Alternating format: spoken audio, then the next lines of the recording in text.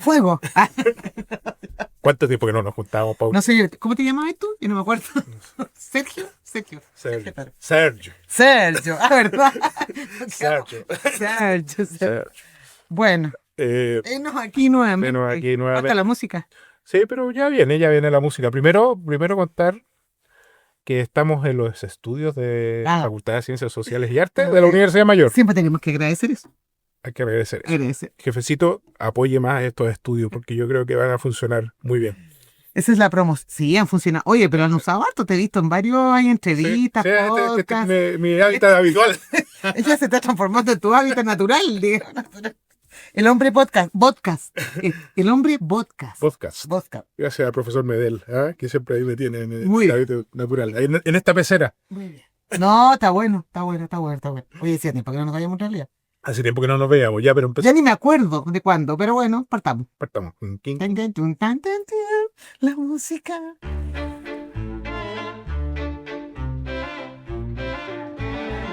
A mí nunca me lo he encuestado.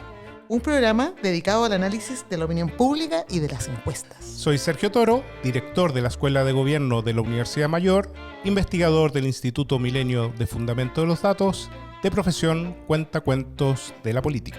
Soy Paulina Valenzuela, socia directora de Datavoz, de profesión cuentacuentos, pero con números. Y bueno, después de la música. Después de la música. Hablemos después de la música. Ya. Oye, pero no te rías tanto, Pau. No me puedo reír. No, sí me voy a reír. A ver, ¿por qué? Me voy a reír porque me mandaron un mensaje por redes sociales.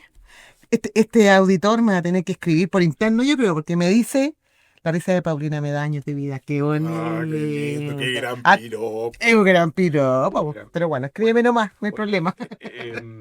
Y tenemos otro piropo también. No era piropo, el que nos habló de cocinar. ¿Cómo es? Que recuerden ustedes que nosotros hablamos de una anécdota que nos ocurrió sí, en el capítulo anterior, que una de las personas en la que estábamos conversando nos dijo: bueno, yo los escucho mientras cocino. Y después de eso, otra persona que nos escuchó dijo: yo también. O sea, podríamos poner una escuela de cocina. No, claro, o cambiarlo, como a mí nunca me han cocinado, como dijo Toá. Qué malo. Bueno, ahí tenemos un tema que tenemos que mencionar antes de entrar a la seriedad, digamos. Sí, porque, mira, este capítulo va a tratar de algunos temas de algunas encuestas que son importantes, que no son políticas, sino que son más bien encuestas públicas. Pero antes tenemos que hablar de algo que no hablamos. Obvio. Por lo que no hemos hablado, ¿por qué? Porque en realidad hemos estado muy flojazos para...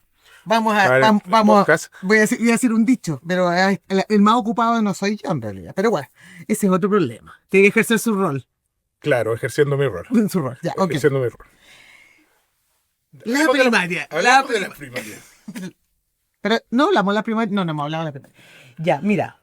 Te voy a decir. Qué antiguo eso, ya. Hoy sí, como que quedó muy en el pasado. Como que quedó en el pasado, entonces hablemos poquito porque ya... Bueno, pero tenemos que hablar de eso, de la primaria.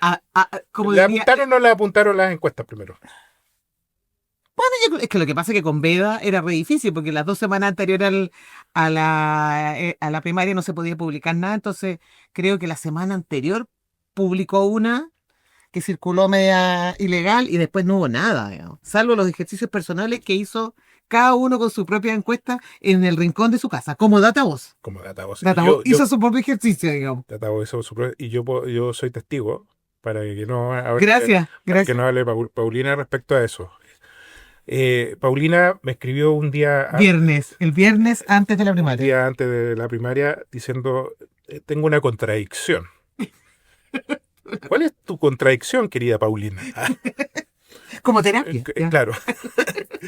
Doctor, tengo una contradicción. ¿Cuál es su contradicción? Es que me salen los números muy altos a propósito de un ejercicio que nosotros hicimos en Datavoz, pero que obviamente no está publicado porque yo sigo todas las normas y las leyes. Sí. Tengo unos resultados de Datavoz en que dan a Janet Jara con un 67%. No, 60%. 60%. Sí. Y creo que... Y ni yo me lo creí. Claro. Ni yo me lo creí. Entonces tuve que recurrir a tu, a tu criterio encuestil, pues no me dijiste nada, pues. Pues como puede ser. Podría llegar a ser. Podría llegar a ser. Podría llegar a ser. El problema es que como no podía publicar, solo lo podía comentar con mis amigos más cercanos. Claro. Y me sorprendió. Debo decir que me sorprendió. Sí. O sea, bueno, es fácil, ¿no? Estás diciendo una buena metodología, pues.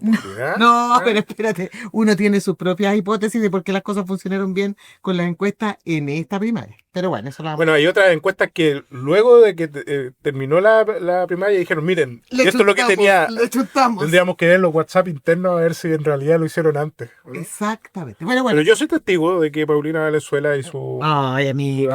Yo sé que tú me quieres, pero sí. Efectivamente fue así. El día viernes cerramos a las 11 de la mañana el monitor de liderazgo político y me puse a jugar con una pregunta que habíamos hecho internamente sobre las primarias y me salía 59,5 creo. Y me salía como 28. O 25, no me acuerdo ahí. Bueno, lo que pasa es que me sorprendió. Dije, ¿cómo el doble? Dije, una cosa. Bueno, pero así es la vida. Uno a veces se sorprende con los resultados de la encuesta. El estudio arrojaba datos que fue lo que ocurrió el día domingo. Pero yo ahora quiero escuchar tu opinión. No tengo mucha opinión. Gracias. Sigamos con la siguiente. Me gusta. Hablando de A mí nunca me he cocinado, también podríamos hablar no solo Carolina Toral, sino también Gonzalo Winter. También estuvo. También. También estuvo. ¿Qué pasó? ¿Qué crees tú que pasó en esta primaria? Primera pregunta. La participación fue baja en general. O sea, no vamos a decir que fue brillante, tampoco fue tan baja, pero. No fue tan baja como muchos esperaban. Sí, yo también creo. No fueron terribles, digamos. No fueron terribles. Terribles, sí. Exacto. Pero también uno, a ver, que esta cuando lo que lo dijimos aquí mismo, porque, bueno, mucho hemos hablado de las primarias con todos nuestros distintos, en nuestras distintas plataformas y canales, ¿no? Sí.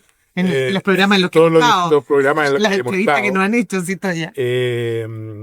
Había cierta claridad de que la mejor candidata, como candidata, era Jara. La que mejor se manejaba en su rol de candidatura. Pero incluso antes de que saliera, también había ciertas discusiones respecto a cuánto iba a influir esta idea del anticomunismo en esta primaria, ¿cierto? Sí, como concepto, como un articulador de las preferencias y del voto. Y como freno, por decirlo de alguna manera, y movilizador del voto para ir a votar a impedir algo. Exacto. Que no pasó. Que a diferencia de Jadwe, donde también se habla de esto, porque se hace elucubración de esto, porque nadie sabe muy bien, pero a diferencia de Jadwe, donde las personas no querían que saliera Jadwe, claro. Aquí en realidad esto se dejó más libre. Exacto. En un proceso de las personas interesadas en las primarias, donde no existe para nada esta idea de anticomunismo. Exacto. Y la gente que fue a votar, votó por la mejor candidata. Derechamente. O sea, no creo que haya más. No hay más análisis. Hay más análisis que eso para mí. Yo estoy de acuerdo contigo, no hay más análisis. La mejor candidata en ese minuto, claro. A mí lo que me asombra, sí. Y hago el punto, candidata, porque eso es importante es un comentario que voy a hacer después. Sí. A mí me asombró, sí. El día después. De mañana. Ya no pusimos que al modo cine, modo cine. Modo cine venca, modo cine mientras no hablemos de Batman, de Superman, de los Cuatro Fantásticos. El día después. ¿Ya? ¿Qué me asombró el día después? Por la forma en que se tomó este triunfo, ¿cierto? Incluso de sectores que uno creía que nunca iban a felicitar, digamos, ¿cierto? Y a entregarle atributo a la candidata. Hasta París habló bien de la candidata, ¿cierto? Entonces asombró esta idea de que sí, que era la mejor candidata y como que la inflaron, así como... Y bueno, y eso se empezó a ver después también en las encuestas que empezó a subir. Efectivamente. Yo no sé sobre todo por los otros sectores, digamos, los sectores más del otro lado, digamos, de que no apoyan a Jara, si esta fue una primera estrategia como para levantarla para que después empiece a bajar, porque siempre se dice que cuando empieza a bajar es más difícil revertir, ¿cierto? Claro. O sea, mantenerse o subir es la forma, pero cuando tú empiezas a bajar es como muy complicado revertir. Le podríamos mandar el recado a una candidata que está con ese problema, digamos. Exacto. Está con un problema más o menos grave en ese sentido. Pero me asombró ese día después de como Como compañerismo, decís tú, así como buena onda. Dejar al over en todo el espectro. Ya, perfecto. ¿Eso te llamó la atención? Me llamó mucho la atención, sí. A mí me sigue llamando la atención y quería volver al tema de la candidata. Es que me llama la atención que yo creo que realmente hoy día, y esto es una opinión, digamos, creo que el ser candidato es como un rol como, incluso tiene características como teatrales, digamos, en que tú te comportas de cierta manera, haces ciertas cosas. Entonces yo creo que hoy día ella y Kast como que lo representan muy bien. Por eso que hablo de ser candidato, no de ser presidente o presidenta, sino que es como es un rol, po. Y te lo creéis tanto que tu vida en este periodo se transforma en eso, en desempeñar ese rol o ese personaje. Que yo creo que ahí es interesante, pero cuando uno empieza a analizar a los otros que han entrado en esta, como que les cuesta más, porque tienen que de alguna manera aceptar cosas que a lo mejor no aceptarían en su rol normal, por decirte, como la persona común y corriente o persona en la calle. Y en esa lógica me llama la atención mucho Jara. A Kast lo venimos observando hace mucho tiempo, digamos, pero Jara realmente es bien notable en el sentido como cómo ella se ha apropiado de este rol de candidata. Sí, igual, bueno, todavía estamos bien divertido. Sí, es divertido, pero hablando de esto de que las bajas son difíciles de revertir, ¿te acuerdas? Porque lo venimos observando hace mucho rato, pero en un momento Kast estaba muy abajo. Sí, pues. Y luego de nuevo repuntó, o Exacto. sea, él ha sido como fluctuante en la dinámica. Totalmente. Que es un fenómeno bien atípico, ¿cierto? Sí. No sé, yo me acuerdo de Marco Enrique, que cuando empezó a bajar, después no lo lograste subir nunca más. Sí, ¿cachai? sí. Pero eso puede ser también puede estar como bueno, yo creo que nosotros estamos todos locurando respecto de las bajadas, las subidas, los cambios, sobre la base de las encuestas que están saliendo, que en general en el último periodo se están como ajustando, se parecen más, digamos. O sea, quizás la que se parece menos a las que salen habitualmente, que es la Criteria, la Activa, la panel UDP, qué sé yo, es UDD, perdón, y también la UDP, que también ahora está haciendo sus encuestas, digamos. Es la de Cadem por el tema de que es un modo distinto telefónico y tiene una tasa más alta de no respuesta, digamos. Claro. Entonces ahí también es cierto que se produce como una diferencia en los porcentajes. Pero es evidente que se parecen hoy día. Y la lógica es el parecido, no el acierto. Entonces yo creo que lo curioso en este periodo es que Jara crece muy rápido ante la primaria. Evidentemente tenía que crecer después, o sea, porque desaparecen los otros. Entonces, en la lógica de la competencia, ella va a crecer. Pero a mí también me sorprendió que la primera semana estuviera tan alto como la aprobación del presidente.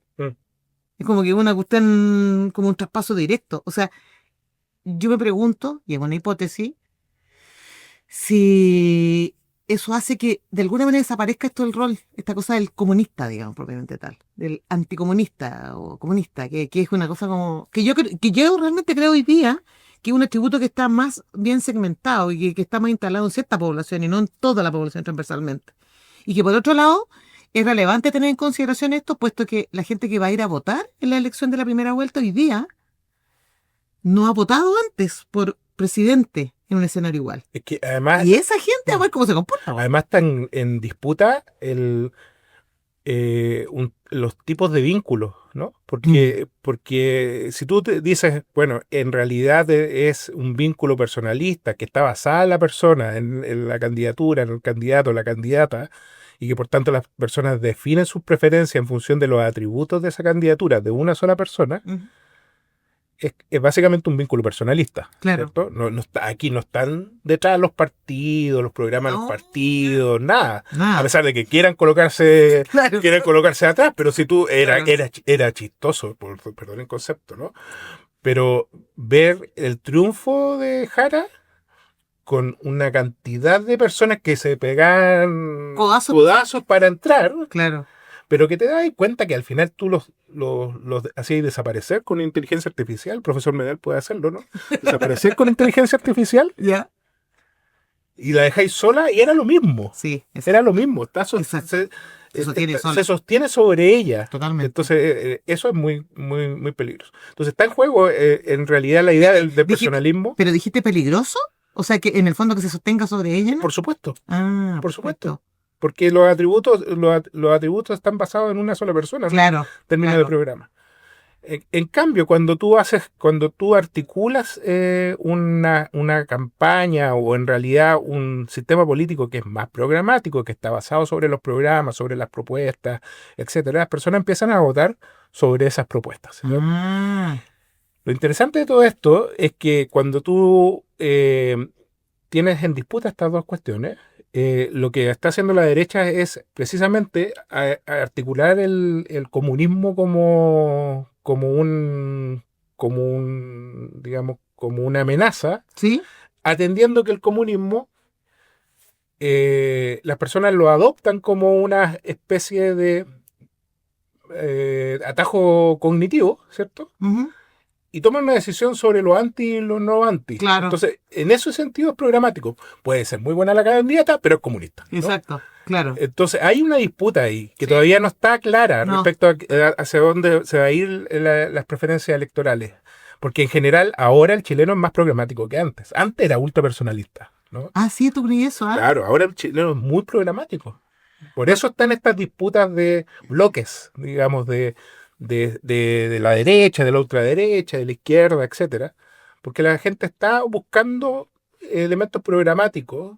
Pero espérate, cuando tú hablas de elementos programáticos te refieres a claro, lo práctico, resuélveme el problema. Exacto. Resuélveme el problema. Resuélveme el problema. O sea, ya no me vengáis a decir que tenemos delincuencia, porque ya sabemos todo que es delincuencia. Exacto. Dime, ¿cómo voy a resolver el problema de la delincuencia? Resolver el problema versus, hoy qué buena candidata que es, ¿no? Es que, ¿sabéis qué? Eso que tú estás diciendo, yo lo encuentro súper interesante. Porque he escuchado a unos comentaristas en un programa de radio que hablaban del populismo económico. Y yo decía, es bien loco porque, y populismo económico como ejemplos de ello, el retiro, eliminar la UEF, qué sé yo, en fin. Y yo decía, claro, finalmente populismo económico no, pero cuando la gente cuando escucha eso, escucha una solución de algo. Me van a resolver el problema de que me sube todos los meses el arriendo. Listo, concreto. ¿Sabéis qué? Ya no va a haber más UEF. Entonces, independiente de que efectivamente sea populista o no la medida que se está proponiendo, es la respuesta a una demanda. Exacto. Entonces, en ese sentido, y ahí viene una pregunta para ti. Esto que viene ahora, como en la campaña, digamos, por decirlo de alguna manera, Jara no puede pensar en sostener toda esta campaña en su simpatía, su cercanía, su empatía, su meritocracia y todo. O sea, en algún punto le van a empezar a decir ya, pero me caís súper bien, pero por favor dime cómo voy a hacer crecer el país, cómo voy a controlar el narcotráfico, cómo voy a resolver mis problemas. Tal cual, Pauli. Tal cual. Porque cuando uno hace clases sobre vinculaciones, ¿no? El vínculo, están los vínculos descriptivos y los responsivos, ¿no? Los descriptivos es básicamente el vínculo carismático, el vínculo que tú tienes en función de cómo tú te ves en relación a otra persona. Y esos vínculos son vínculos que tienden a ser más personalistas, ¿cierto? Claro, porque yo quiero votar por alguien en la que yo me observo que somos más o menos iguales. Y eso lo trabajó muy bien Jara en la primaria. Es decir, yo soy de este sector, ¿no? Claro. En cambio, estos son de otro sector, etcétera. Claro. Y por tanto, las personas se diferenciaron. Pero eso no es sostenible en el tiempo. Porque el otro tipo de vínculo que también es más fuerte es el vínculo programático, es decir, que eso es lo que responsivo, perdón. Sí. Que es lo que cómo tú me vas a responder ante las demandas que yo estoy generando, ¿cierto? Y ahí hay una lucha, ¿eh? O sea, claro, pero ese es un desafío entonces, que es súper importante lo que usted está diciendo, profesor Toro, porque en el fondo es un desafío para todos los comandos, para todos los candidatos. O sea, en este minuto lo ha entendido mucho más Kast que Jara. El lado Bueno, porque tampoco tiene capacidad para poder. Yo no soy como ustedes, casi no, nadie. No puede ser eso, claro. No puede soy ser de aquí, soy de la galería, como dijo la Raquel Argantoña, ¿no? Perfecto. Por tanto, se ha enfocado más en este otro vínculo, que es el más responsivo, ¿no? El tipo de representación más responsiva. ¿Y tú crees que ese grupo, ese tipo es más de mensaje o de discurso o de promesa incluso, es más importante para el grupo de los desafectados, para la gente que no tiene ninguna conexión con lo de izquierda derecha ni la partida? Vamos a tener que poner una pyme de estrategias electorales para ayudar a todos los candidatos a sacar más votos. Tenemos 2 buenos profesores que están en tras bambalinas. Exactamente, los que nos dicen cuándo nos tenemos que quedar. Cuando nos dicen nos están diciendo paren, porque ya tenemos 30 minutos hablando de esta cuestión. Ya. Pero, ¿cuánto demora cocinar? Como 1 hora, ¿o no? Claro. Oye, pero en todo caso, me parece que nuestro análisis, yo lo suscribo completamente, porque cuando uno escucha hoy día los programas, televisión, los opinólogos, los analistas, todos están como muy en una parada muy rara, porque es como un discurso, o como, más bien dicho, como opiniones basadas en lo que manifiestan las personas que sí tienen interés en política. Por supuesto. Pero los que no tienen ningún interés en política, toda esta cuestión es como, ya, no me venga a decir eso. Dígame cómo lo resuelva. Ojalá que nos hagan caso, porque yo creo que los va a diferenciar. Y ahí quiero hacer un punto, porque yo como estoy tan obediente y como que tengo que estar enterada de todo lo que se está hablando, vi el debate de Salmón Chile, en Puerto Montt, lo vi entero. Esto para actualizarnos, porque estábamos hablando de la primaria. Sí, me pegué un salto. Ya está bien que nos actualicen. Pero es que la candidata, ya llevamos 2 semanas ya, o más, digamos, después de la primaria. Pero es que es importante, porque yo creo que esto que vimos en este debate fue interesante, porque por una parte la confrontación entre Janet Jara y Kast, que efectivamente son los que van liderando la encuesta, porque si nosotros hablamos de encuestas, las encuestas que sabemos que responde la gente más interesada en política, digamos. Y también, pero el rol de Matei me llamó la atención, que está muy en esta línea de lo que tú estás diciendo. O sea, como dije ya, es como casi yo no soy simpática, pero yo les digo lo que yo quiero hacer, digamos. Y vamos a ver cuánta penetración tiene ese discurso de la cosa concreta, clara, cuando está teñido por esta salida de madre, cuando se te arrancan los enanos para el bosque, digamos, y te sale el lado que no quieres mostrar, evidentemente. Salir corriendo, por ejemplo. Y que a nadie le gusta, digamos. Oye, yo creo que hasta la propia persona no le gusta mostrarse así, digamos. Entonces, muy interesante. Pero es interesante. Hay que seguir monitoreando. A mí me llamó la atención, ahí tú te das cuenta de las redes sociales. Yo no me acuerdo dónde andaba, porque en esta... No, si tú en algún pueblo cercano. En algún pueblo cercano, porque ¿sí? He andado mucho por Chile, ¿no? Y la hambre, el hombre territorio. El hombre territorio, Ya, el hombre territorio... Pero por Chile nomás, no te da para más, por Chile nomás. Ya. Y de repente veo un primer mensaje, que no es un mensaje como de tweet, no me acuerdo, alguna de las redes sociales, y sale... Jara se paseó a Castro. Y sale un extracto bien corto de Jara paseándose. Y después viste otro, supongo. Y después vi otro donde decía Cast se paseó a Jara. Y te das cuenta que esos shorts, que yo creo que nadie todavía lo ha trabajado. Y yo creo que hay que hacer un trabajo interesante respecto de investigación en los shorts, en los videos cortos.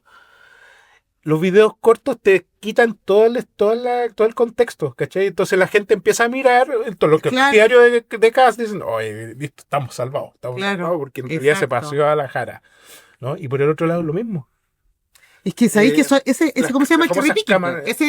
Es claro, y la famosa y el reforzamiento y el seco la cámara de eco y los backfire. Y eso va a ir en aumento, Sí, claro. O sea, vamos a estar tapados de videos, cortados, editados. Todos nos vamos a sentir cada vez más ganadores y todavía no vamos a saber aquellos que no votan. O sea, aquellos que no se manifiestan, nada. Exactamente, mira. Interesante, ya. Ya sigamos. Bueno, en fin, pero se va a poner bueno. Vamos a tener harto para hablar después. El profesor Misa vamos a lo nuestro de hoy día. No vamos a tener mucho tiempo hoy día, yo creo. Pero bueno. Sí. Ya, pero hablemos de las encuestas que aportan al diseño de políticas públicas en Chile. Ya. Yo mencionaría 2 cosas que son importantes. La encuesta NUSC, te voy a dejar la de la pobreza porque me interesa que profundicemos en eso. Porque además, después te voy a decir por qué es tan importante el real de la pobreza. Pero bueno, la NUSC, que es la encuesta nacional de seguridad ciudadana, que de alguna manera lo que vuelve a mostrarnos es el dato habitual de que la percepción de temor es altísima, sobre el 80%, digamos. Es altísima, digamos. O sea, el 87% dice que la delincuencia o percibe que ha habido un aumento de la delincuencia en circunstancias. Hay dos datos que son súper importantes. Uno, que son muy pocos los que declaran haber, o sea, uno de cada 3 hogares, un poco menos, ha tenido alguna experiencia victimización. Y menos como experiencia personal que les han ocurrido a ellos mismos.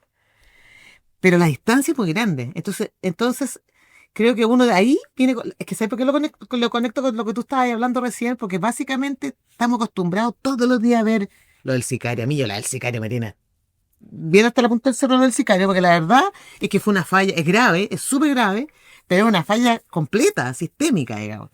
Pero no. Vamos reforzando que nos va a aparecer un sicario si salgo a comprar el pan a la esquina de mi casa, digamos. O sea, todos los medios, digamos, de alguna manera hoy día no tienen otra posibilidad de generar rating si no es a través de noticias de estas características, digamos, y de reforzar e inyectar miedo. Que está bien, es un mecanismo de venta, por decirlo así. En un contexto de alta quiebra de los canales de televisión. Además. Tú dices canales que muestran el Chavo del 8. Exacto. O sea, más no solo, están todos los canales medio jodidos. Entonces quiero reforzar el tema de que esta encuesta vuelve.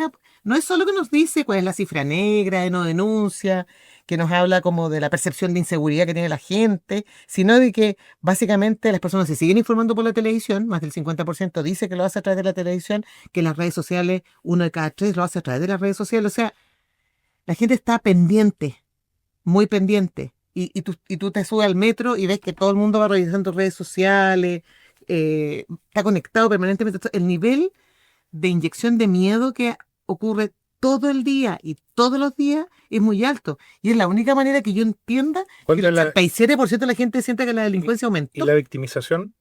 No, eso es lo que te decía yo, pues 1 de cada 3. Okay, entonces, está bien, es alto. Ahora, ese 1 de cada 3 lo declara, pero de que lo denuncia no llega ni a la mitad, digamos. O sea, la gente no denuncia porque también hay un tema de confianza en la institución. Ahora, esto que pasó con el sicario, evidentemente vuelve a reforzar la desconfianza en los tribunales, en los fiscales. Ahora Gendarmería le tocó, Gendarmería, en fin. Pero yo creo que es como la luz nos recuerda nuevamente con esta información de que seguimos en este sistema de inyección permanente de miedo, de falencias, digamos, de los sistemas para... Ahí está lo que tú decís, pues, ya. No, se acabó la puerta giratoria. ¿Cuándo se ha acabado la puerta giratoria? La cuestión sigue girando y más rápido todavía. Es tan rápido lo que gira la puerta que hay uno que terminó subiéndose a un Uber y llegando a Arica, no se va a pasar de España. Entonces yo creo que lo concreto... Con controles. Y con controles, digamos. El tema de la seguridad. No, y un tipo que tenía como 3 nombres, 3 candidatos, una huevona de patio, digamos. Y en el fondo es como... La percepción de temor es alta. La realidad es otra. Es como la brecha entre lo que ocurre en mi barrio, lo que ocurre en mi comuna, lo que ocurre en mi país. Siempre hay brechas. Pero las personas construyen su opinión en base a esto. Sí. A mí, y te voy a decir una cosa, a mí no me da miedo salir a la calle. A mí no me da miedo caminar de noche. Pero a mí, efectivamente, y toco madera, no tengo otra madera, que a mí no me han asaltado. Pero conozco a otras personas que sí le han pasado y no han dejado de hacerlo. Entonces, yo creo que hay seguir como... Creo que estamos en un estado actual en que reforzar esto también tiene una función política y electoral. Completamente. Estoy de acuerdo contigo. Bien, sigamos el próximo tema. No, pero es que ¿sabéis qué? Mientras hablaba me acordaba de algo, de que no es que lo haya meditado yo, sino que las conversaciones que he tenido con colegas que no voy a mencionar porque no sé si en realidad ellos han desarrollado bien el argumento. Pero hay una cuestión, que las sensaciones de inseguridad también están muy correlacionadas con respecto a que el Estado se retira a las 6 de la tarde. Claro. Y digamos, Estado en todo sentido, desde carabinero a todo, digamos. O sea, se pierde, o sea, ya no existe. No existen actividades, no existe nada. Y que por tanto, caída de la noche, sin Estado, sin nada, obviamente hay mayor sensaciones de inseguridad porque además eso también conlleva a que personas que están controladas durante el día salgan durante la noche. Claro. Entonces, que que me señalaba que en sus investigaciones preliminares te estaba dando cuenta que, por ejemplo, se ha burocratizado mucho la policía y la policía ahora termina sus funciones y deja como termina sus funciones al horario de oficina, digamos, y deja algunos puntos de control, ¿cierto? Que en las comisarías tenéis muchas más personas en los escritorios que en la calle, digamos. Ah, mira. Y que eso está muy relacionado, de acuerdo a las conversaciones que he tenido, que está muy relacionado con precisamente uno, a lo mejor ha aumentado los niveles de violencia y por tanto no se quieren exponer, que puede ser una de las razones. Claro. ¿Cierto? Pero finalmente el Estado se retira día a día muy temprano, ¿no? Sí. Y que por tanto todas esas sensaciones de inseguridad tal vez son ciertas. No, sí. No es necesariamente lo que te produce la prensa en esto. Sí, yo no invalido la percepción, yo creo que es natural, pero también siento que es como que es funcional generar miedo. Produce cosas, digamos. Claro, sí, claro. Claro, externalidades, entre comillas, positivas para ámbitos en que son más bien negativos, digamos. Claro, yo me acuerdo cuando muy joven, hace muy pocos años, vivía cerca del en el barrio Mosqueto, ¿no? Que todavía...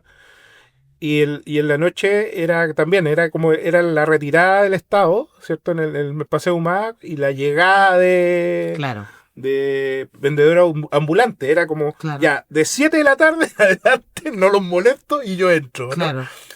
Eso que ocurría muy particular en el Paseo Humada es lo que está ocurriendo a nivel extendido, ¿no?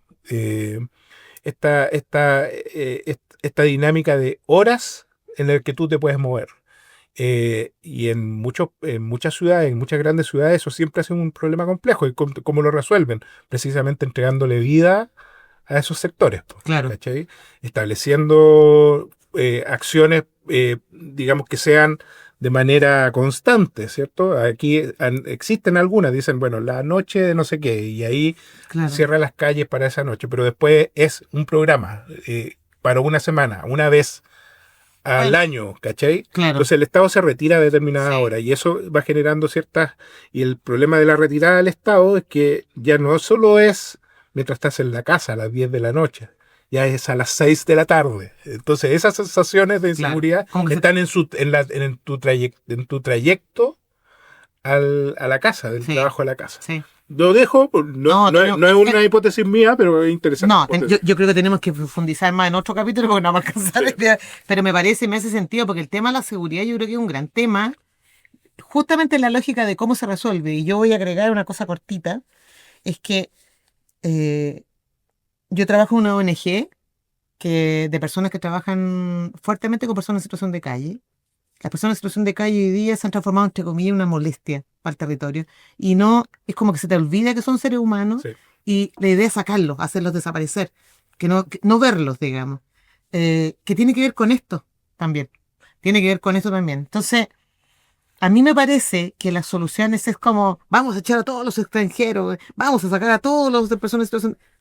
No estáis resolviendo nada, digamos, en el fondo. Es como, ¿qué? ¿Los vais a esconder? Tú los sacas de un lado y esas personas siguen viviendo en la calle porque no les resolviste el problema de fondo. Claro. ¿Y con qué lo conecto? Con algo que no voy a alcanzar probablemente. No alcanzar a conversar, pero que lo vamos a dejar para el próximo. ¿Sí? Porque encuentro que vale la pena. Sí. Que es el jefe nos dice que le demos nomás. Después de presionarnos ahora dele. ¿Cómo es la cuestión? Todos nerviosos nosotros. La pizarrita con el minuto ya me tiene nervioso. Bueno, es que yo lo conecto con eso. Es que me acordé, antes de conectarlo. Nada, déjame decirlo. Conecto con la nueva medición de la pobreza. A mí voy a decir una cosa así de bien, fondo de mi corazón, es que encuentro que al fin esta cuestión es un tema de conversación. ¿De quién es? De quién, no sé, a quienes les interese, pero me parece que es fundamental que la población sepa de que la pobreza en Chile... La pobreza real, digamos, la pobreza que tiene que ver con distintas dimensiones, que no es solamente basada en el ingreso, ni en el consumo calórico, por decirlo así, no es 6%. Y no es que, y en esto, quiero ser bien clara, esto no tiene que ver con un gobierno, sino que es una cuestión que se viene arrastrando hace muchísimos años, que estamos midiendo de una manera que yo creo que no nos permite ver realmente la vulnerabilidad de la población. O sea, cuando se habla tanto de la clase media, yo digo, qué porcentaje de esa clase media efectivamente está en una situación de vulnerabilidad muy significativa de caer en pobreza, de que no le alcance para comer, para vestirse, para atención en salud, para cubrir gastos en educación, no sé, una cuestión. Entonces, no es que diga que esté contenta de que el nivel sea tan alto, pero me parece que sincerar realmente la situación de una gran parte de la ciudadanía es fundamental. O sea, para mí, creo que es lo mejor que se ha hecho y estoy ansiosa esperando la nueva CACEN para ver cómo les dan estas simulaciones, digamos. Sí. Bueno, tú tenés más información que yo respecto a lo que hay detrás de esto, pero... No mucha más, la verdad. Pero, porque esta lo adoptó una comisión que fue liderada por Osvaldo Larrañaga. Exacto. Una comisión súper potente, digamos. Sí. Muy buena la gente que participó en eso. Con personas que no solamente eran economistas, también estuvo Manuel Barrocete, hubo personas de la sociedad civil que tuvieron una discusión larga, la verdad, que fueron más de un año, me parece. Sí, exacto. Respecto a discusiones que ya se estaban tomando, también se estaban haciendo urgentes. ¿Okay? Y que salen con una propuesta, que es una propuesta que está basada en ciertas simulaciones, para atrás, para la medición de la pobreza. Y nosotros en Chile medimos de dos formas la pobreza. Exacto. La medimos por ingreso y la medimos multidimensionalmente. La medición multidimensional de la pobreza ya está hace bastante tiempo 2015 atrás. 2015. Sí, 2015. Y la medición por ingreso la tenemos desde que surge el instrumento de que es la CACEN, que es el 87. 87, ¿no? Me parece, sí. Que partió con una encuesta mucho más acotada a través de lo de Plan y la Universidad de Chile. Exactamente. Ahí eran alianza, ¿cierto? Lo de Plan con la Universidad de Chile. Actual Ministerio de Desarrollo Social, digamos. ¿Y familia o no? Y familia, perdón. Sí, familia. Sí, se ha cambiado harto. No se ha cambiado el nombre ahora. Yo trabajé en el Mideplan. ¿Ah? En el Mideplan. Sí, yo trabajé en el Mideplan, en la división social. Sí. En su momento. Bueno, y entonces hicieron varios ajustes a la medición de la pobreza, que tendrían que ser ajustes, además que son ajustes que tienen que ser comparables con otros países. Claro, exacto. Lo primero que hicieron fue, bueno, veamos a nivel internacional cómo es la medición de la pobreza y cómo se toma. Hay diferentes formas de medir, exacto, ¿cierto? Hay uno que se establece sobre las desviaciones sobre las medianas, las desviaciones sobre más o menos cuánto, ciertos porcentajes. Hay una cantidad de formas de medir la pobreza. Y hicieron un buen trabajo en el informe grande, se sale respecto a cómo observaron estas distintas... ¿Que tiene un nombre? ¿Tú permites que yo voy a decir el nombre? Estas distintas maneras de observar la pobreza. La página donde está el informe se llama comisionpobreza.cl. Ahí está el informe. Comisionpobreza.cl. Sí, es muy importante. Entonces dijeron ya, y dividieron en dos grupos el grupo. Uno que se dedicará a la pobreza multidimensional y otro que se dedicará a la pobreza por ingreso. Y ahí empezaron a hacer ajustes. Ajustes interesantes en la medición de la pobreza por ingreso. La actualización con la encuesta de presupuestos familiares. Exacto. ¿Cierto? ¿Qué tiene que ver con el tema del consumo calórico? Claro, que tiene que ver con el tema del consumo calórico, que también hay una canasta básica saludable, que es el otro tema. Para entender que la pobreza ya no es simplemente desnutrición, ¿cierto? Sino que también es sobrenutrición. Exacto. Lo hicimos nosotros. Claro. Pero, por ejemplo, la encuesta de presupuestos familiares hubo una discusión interesante porque ocuparon la encuesta de presupuestos familiares 8, no la 9. Sí, exacto. Y la 9 no, porque fue la encuesta aplicada en pandemia. Exacto. ¿Cierto? Donde hubo mucho rigor, digamos, en términos de usar indicadores apropiados o fuentes de información apropiadas para hacer los ajustes. Exacto. Entonces la 9 no, porque habían problemas en términos de la inflación, etcétera. ¿Cierto? Fueron la 8 ajustada por IPC. Sí. Ese es el asunto. ¿Qué implicancia tiene la encuesta de presupuestos familiares? Precisamente la observación y las mediciones respecto a cuánto tú necesitas para consumir una canasta básica. Exacto. O sea, el costo, digamos. Entonces, el costo de la canasta básica está relacionado de alimentos, porque después podemos hablar de las no alimentarias, ¿cierto? El costo de la canasta básica está medida sobre una canasta básica que antes estaba enfocada en esta encuesta. Y lo que hicieron fue pedir actualización del listado, ¿cierto? Como el listado de abarrotes. Claro.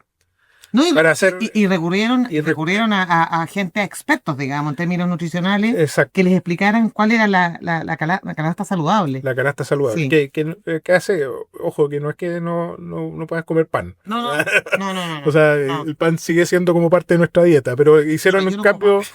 Pero sí. Hicieron un cambio en esto. Sí. Y eso modificó, según las simulaciones, Sí.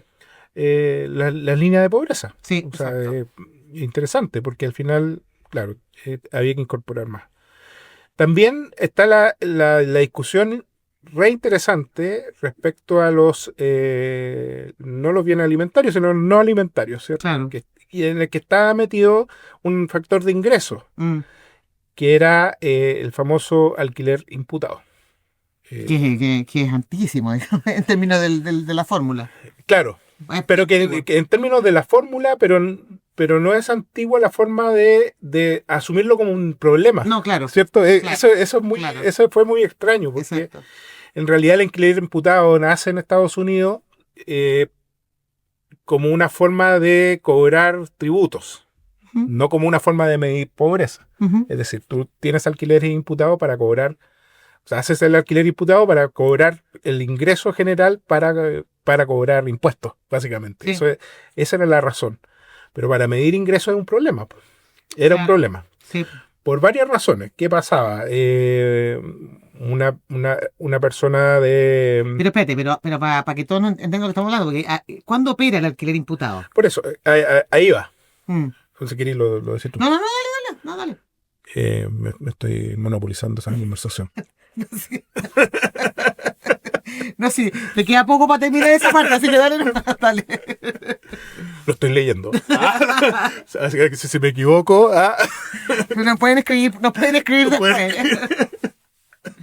No, porque es una joda el alquiler imputado. Es que por eso o sea, ¿qué significa alquiler imputado? Es básicamente que tú le imputas un ingreso a una persona que tiene una vivienda, en términos simples. Exacto. Esa es la cuestión. Entonces, hay una pregunta que se aplica en la CACEN, particularmente es... Perdón, ¿que tiene o que ocupa una vivienda sin pagar? O que ocupa una vivienda sin pagar. Que es el concepto de la llegada, por ejemplo. Sí, pero la llegada se había quitado del cálculo de la CEPAL del alquiler imputado, ya.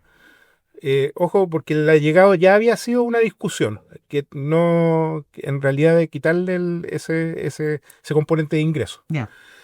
Pero es una persona que tiene una vivienda, esa vivienda, hay una pregunta derecha en la CACEN donde le preguntan cuánto costaría si usted arrendara esta vivienda en su entorno. Ajá. Entonces, una persona, por ejemplo, personas mayores, que ya tienen su vivienda, pero que están en esta famosa pobreza blanca, que es la pobreza de la persona mayor, es decir, viviendo en buenos palacetes por sus glorias pasadas, pero que ahora reciben malas pensiones, claro, que es lo que ocurre mucho en sectores como estos, digamos, como donde está emplazada nuestra Facultad de Ciencias Sociales de la Universidad Mayor. Le agradecemos al profesor Medel por los estudios. Esa persona, por ejemplo, gana una pensión o tiene un ingreso monetario de 200.000, pero tiene esa vivienda, le preguntan cuánto vale la vivienda por acá, puede saber o no puede saber, pero puede decir ya, no sé, 1.000.000 de pesos del arriendo. Entonces, antes ocurría, usted gana 200 más 1.000.000. Claro. Entonces te sube el ingreso. Tu ingreso es de 1.200.000. Obvio. Entonces, ese era el famoso dilema del alquiler imputado en la valoración de la pobreza. Por otro lado, si tú arrendabas, te lo descontaban. ¿Ok? O sea, si tú hacías, bueno, usted gana esto, pero usted arrienda, ¿cierto? Sí. En el fondo lo que están tratando es, o sea, que vamos a poner un poco la lógica que hay detrás, tratar de estandarizar. En el fondo, como el ingreso. O sea, si tú vivías en una casa y no pagáis nada, y tú vivías en una casa y pagáis arriendo, en el fondo te tengo que tratar de homologar. Exacto. Y por tanto, lo que hace la comisión es hacer estos juegos en función de no incorporar el alquiler imputado para aquellos propietarios, incorporar el arriendo para aquellos no propietarios, ¿no?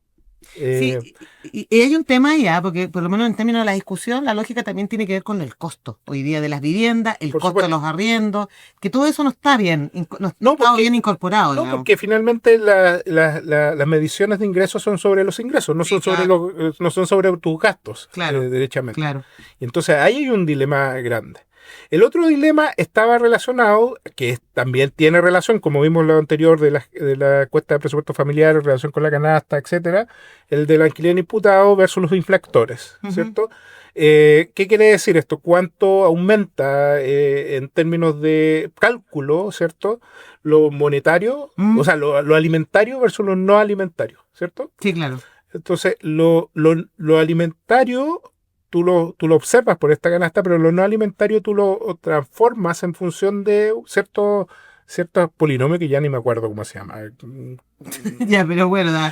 Pero lo que ocurría era que la vivienda estaba metido en estos bienes no alimentarios y en general la inflación sobre los bienes no alimentarios es menor que la vivienda, de lo que había subido la vivienda. No, claro. Entonces, te estaba generando una distorsión muy grande. No sé si es inflación o formas de... Parece que es medición sobre la base de algunos quintiles. Pero lo que estaba ocurriendo era que esa vivienda estaba teniendo... O sea, lo que costaba la vivienda en realidad era mucho más de lo que en realidad te estaba considerando. Exacto, y por tanto consideran un tercer infractor. Todo eso genera digamos, ejercicios, simulaciones, y de todas las simulaciones se da finalmente de que la pobreza aumenta. Obvio. Con todos estos cambios. Claro. En la pobreza de ingresos. No, pues es un ámbito. Y la otra es la pobreza multidimensional. No, que la pobreza multidimensional, que es más antigua y que con ciertas 5 dimensiones, que de hecho eran 4 antes y se agregó una cuarta que tiene que ver con red social, con capital social. Capital social. Pero en el fondo como que le da sentido a la realidad de las personas. Si nosotros no vivimos, o sea, nuestra realidad es más que el ingreso, por decirlo de alguna manera. Entonces yo creo que eso ha sincerado el tema de la pobreza. Ahora yo creo, y aquí viene mi reflexión para cerrar este tema, porque tenemos... Pero ojo, que también hicieron cambio en la pobreza. Sí, también hicieron cambio. Lo que pasa es que no alcanzamos, yo creo que explicar como hay tanto detalle ahora lo de la pobreza multidimensional. Pero sí creo que el tema de la pobreza hoy día es algo que se debe profundizar más, porque es un dolor en la población. O sea, hoy día los ciudadanos efectivamente viven en una situación de vulnerabilidad mayor a la que se cree. O sea, no basta con decir que ganamos más o que el ingreso per cápita en Chile es más alto. Es que esa gente tiene un problema significativo en el día a día. Y eso hace que te vayas al nivel de lo que tú hablas al principio, de que los ciudadanos hoy día lo que demandan no es un proyecto a 10 años, ni a 20 años, ni a 30 años. Quieren que les resuelvan los problemas hoy. Entonces, por eso es que es tan complicado este panorama, en que efectivamente esta situación está tan presente en la población. Interesante. Yo creo que de alguna manera estaría bueno que le hicieras un curso de cómo usar la pobreza. La pobreza a los candidatos presidenciales. Ojo que también la comisión, y aquí terminó, la comisión consideró...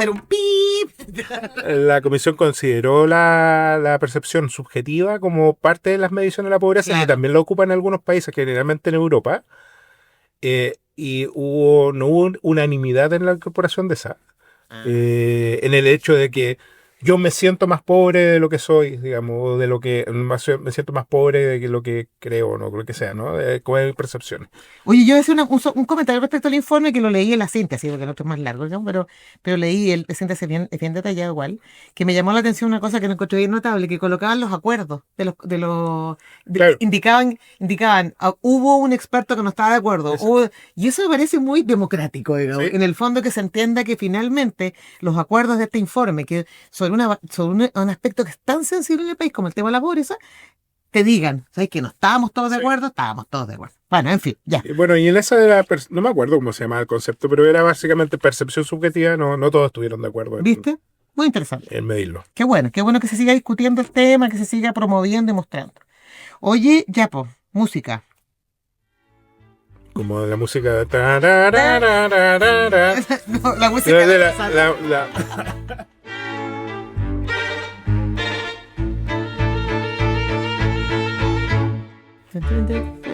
Ya, la evaluación del mes. ¿Qué es lo que vamos a evaluar? ¿Qué encuesta vamos a evaluar en el mes? Más bien que una encuesta, vamos a evaluar una predicción. Más que una encuesta. Referida a las primarias. Circuló una lámina de la encuesta La Cosa Nostra, cuyo título era Pocas encuestadoras se atrevieron con la primaria. Que es verdad, muy difícil de medir, estamos de acuerdo. La Cosa Nostra lo hizo y de nuevo no logró. Ok, ellos a través de filtros variados, posiciones, en fin, habían publicado la semana previa al comienzo de la veda unos resultados. Efectivamente ganaba Jara, pero con una distancia menos razonable. Y el día después de la primaria aparece una publicación con una predicción en la que ellos querían mostrar que le habían acertado. Utilizando como técnica modelo lineal, nos daba 60,9 el 29, modelo lineal acotado nos daba 52. La verdad es que esa cuestión es bien lineal, pues parece ser que agarró la de un mes y la de otro y proyectaron nomás, pero... Para aquellos que cocinan, es como que estrujaron la esponja, digamos, de la plato. Fue como una tortura, ¿cachai? Como que torturaron los datos para llegar al... El concepto se no, ya. Bueno, fue una tortura de datos ahí para llegar al resultado. Entonces nos parece que esta encuesta está súper buena para calificarla, porque la verdad que esta cosa después de la batalla somos todos generales de haber acertado, cuando en realidad los datos que habían publicado antes no estaban por ningún lado, no daban por ningún lado estos números, a mí me parece poco serio. Yo respeto que antes efectivamente daba más a Jara que a todas en sus encuestas, digamos, pero no puede salir con esto. En fin, bueno. Entonces, criterio de evaluación. Ahora, convengamos que estos personajes que yo no conozco muy bien la metodología porque no participo del grupo de los 300, 400 que se reúnen a escucharlo. Me parece curioso que con una encuesta de 600 casos uno puede hacer tantas cosas, digamos, desde el punto de vista metodológico, estoy diciendo. Nada más. Bueno, vamos a evaluar. Pregunta: ¿qué tan general después de la batalla es la autocalificación? ¿La Cosa Nostra lo logró de nuevo? Opción 1. Ando sin lente, perdón. No, estamos mal. Ya. Opción 1. Fue un cálculo riguroso y justo. ¿Quién no ha proyectado resultados asumiendo que el cambio de decisiones políticas es un proceso lineal y predecible? Mucho economista. 3. Mucho economista. Bueno. 3.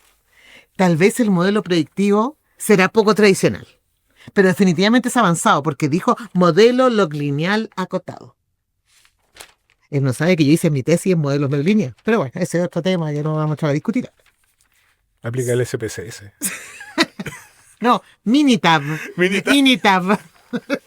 Ya. 5. Llamó Gino Lorenzini y pidió que le devolvieran el modelo de crear presentaciones hechas de cherry picking para convencer a sus suscriptores felices y forrados que estaban ganando plata con sus recomendaciones, cuando en realidad le estaban perdiendo a mano llena.